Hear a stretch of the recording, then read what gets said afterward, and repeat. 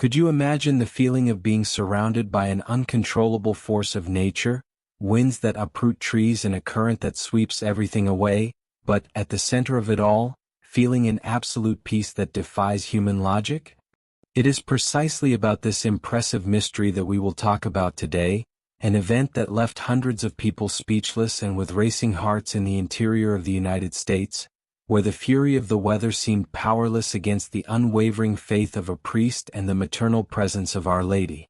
What happened in that open field goes far beyond a simple meteorological coincidence. It is something that touches the soul and makes us question the limits between heaven and earth, showing that there are invisible protections that activate when danger is imminent and prayer is sincere. It is a chilling narrative, where fear transforms into hope in the blink of an eye, and I guarantee you will be surprised by the outcome of this impossible situation. But before we delve into the details of this unforgettable day, I want to invite you to make an act of faith right now. Scroll down to the comments and write the names of family members, friends, or people you know who are going through difficulties or illnesses, because we will include each of these names in our main prayer with the Holy Rosary, entrusting everything to God.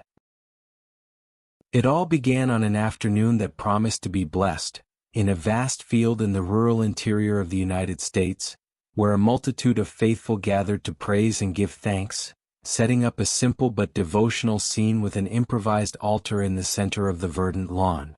Families arrived early, spreading out their chairs and tablecloths, creating an atmosphere of communion and joy, while the priest, a man with a serene countenance and firm voice, prepared the sacred vestments to celebrate Holy Mass outdoors.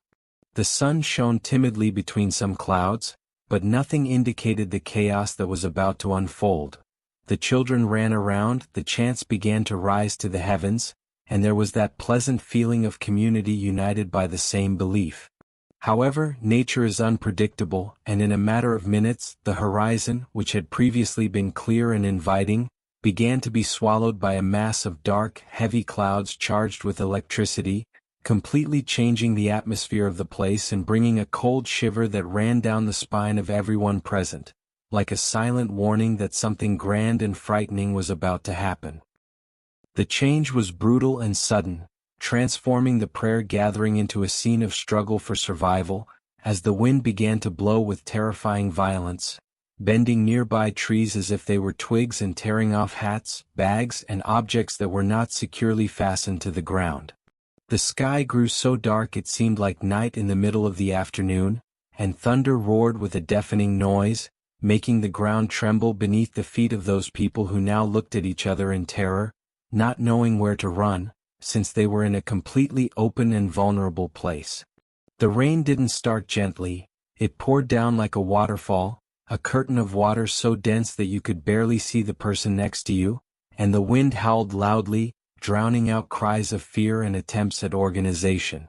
It was a hurricane-force storm, the kind that rips off roofs and sweeps away cars, and there, in that unprotected field, the feeling was that everyone would be carried away by the uncontrollable force of the elements, which seemed furious and ready to sweep away everything in their path. In the midst of this absolute chaos, where most people tried to protect themselves by covering their heads or seeking refuge in cars parked far away, the priest stood motionless before the makeshift altar, firmly holding the sacred objects so that the wind would not carry them away. His reaction was the opposite of what was expected. While human instinct dictated fleeing and hiding, he remained there, soaked by the icy rain, but with his eyes closed in deep concentration, as if he were in another dimension, oblivious to the physical danger that surrounded him. The people who were still nearby, seeing the courage of that man, felt something different well up in their hearts. It was not just stubbornness, it was a demonstration of absolute confidence that that place was sacred and that nothing bad could happen as long as faith was present.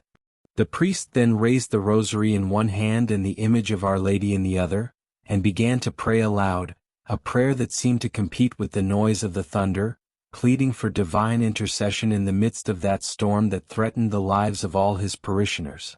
The situation became even more critical when the rainwater accumulated rapidly, forming a torrent of mud and debris that began to flow down the higher parts of the terrain, creating a kind of torrent that came directly towards where the crowd and the altar were positioned. Panic tried to dominate the scene again, as the force of that muddy water was enough to knock down the elderly and children, and it seemed that the event would end in a great tragedy foretold. It was at this moment of maximum tension, when the water already touched people's ankles and the force of the wind prevented any safe movement, that everyone turned their eyes to the priest, who did not retreat an inch, remaining firm as a rock in the middle of the raging sea. He shouted supplications to Our Lady, asking her to cover those people with her mantle, and what was seen on his face was not despair, but an impressive spiritual authority, as if he were commanding the storm to calm down in the name of something much greater than the forces of nature.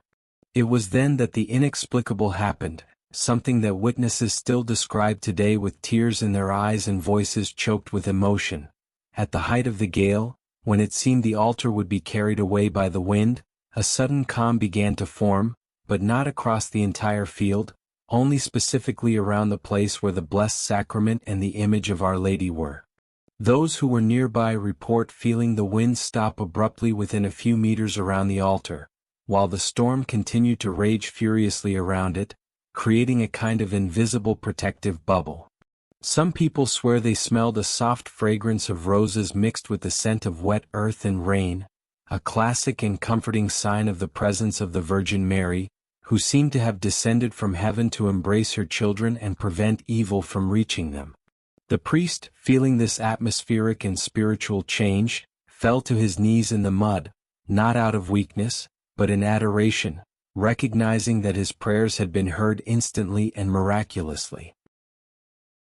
The torrent of water and mud, which had been rushing down and threatening to sweep everything away, simply veered as it approached the area where the prayer was intense, opening into two side paths as if a physical barrier had prevented its passage through the center. People watched in astonishment as the water flowed around the group of faithful who remained there praying, leaving the ground around the altar incredibly less affected than the rest of the devastated terrain.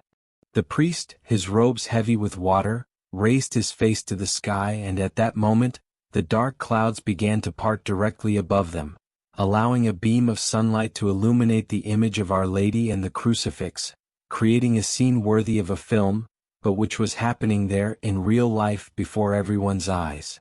Fear gave way to a collective cry of gratitude and relief, for everyone understood that they were not alone and that, in some mysterious way, heaven had intervened to protect that moment of faith. When the storm finally dissipated as quickly as it had arrived, the surrounding scene was one of destruction, with fallen branches and mud everywhere, except for that island of peace where Mass was being celebrated. The reactions were as moving as possible. People embraced each other, others knelt on the wet ground asking for forgiveness and giving thanks for the deliverance, and the priest, exhausted but radiant, blessed everyone with a smile that conveyed the certainty of the miracle experienced. No one left there the same way they arrived. The faith of those people was renewed by the fire of the trial and the water of the storm, proving that, when we are gathered in sincere prayer, not even the most violent forces of nature can shake divine protection. The story of that day spread throughout the region, not as a fairy tale, but as a powerful testimony that there are moments when human logic fails and the divine takes control, showing that the presence of Our Lady is a safe haven against any storm, whether physical or spiritual. If we stop to reflect on this impressive story, we can draw a perfect parallel with our own lives, because we all face daily storms that try to bring us down, whether they are illnesses, debts, family fights, or lack of hope. Just as that priest remained firm in the face of wind and rain, we too need to maintain our unwavering posture of faith, holding our rosary and trusting that prayer has the power to divert the currents of evil that come our way. We need to forgive more, seek peace in our hearts, and understand that conversion is a daily process, where we invite God to enter our storms and calm our inner selves. Therefore, never stop praying, because prayer is the shield that creates this bubble of protection over your home and your family. And taking advantage of this moment of reflection, I ask again that you do not leave this video without leaving in the comments the names of the people who urgently need prayer, so that we can include them in our chain of faith and in the main rosary, interceding for each need. Now I want to hear from you. What did you think of the priest's attitude and the divine protection that manifested itself so clearly during that terrible storm? It's impossible not to be moved imagining the scene of that current parting and the sun shining again on the image of Our Lady, isn't it? Write your opinion on this topic in the comments, and if you have ever experienced a similar deliverance in your life. If this message touched your heart and strengthened your faith, please leave a like on the video as this greatly helps our work, and subscribe to the channel so you don't miss any of our soul-building stories. May peace be with you, and until next time.